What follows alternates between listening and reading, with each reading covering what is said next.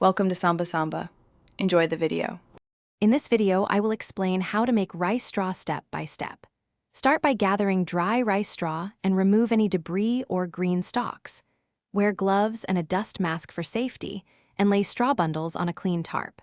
Use a sharp sickle or shears to trim ends to even lengths. Tie bundles with natural twine at 3 points and label them for later drying and storage. Prepare materials: dry rice straw, twine, tarp, shears, gloves, and optional sterilizing solution.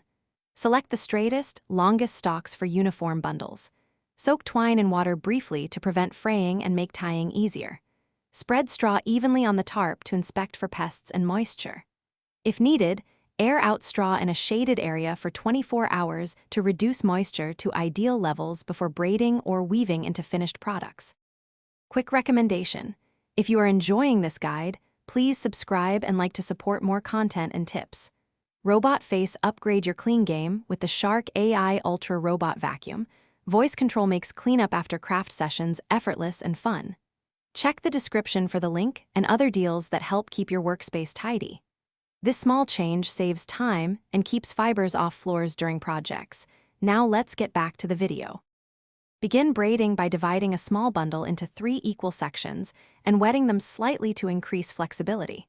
Cross the outer sections over the center repeatedly, keeping tension even to form a tight braid. For wider mats, join additional bundles by overlapping ends and continuing the braid, smoothing joins as you go. Secure finished ends with twine or stitching and trim excess straw. Finish by pressing the piece flat and allowing it to fully dry. Thanks for watching. Consider subscribing if we helped you.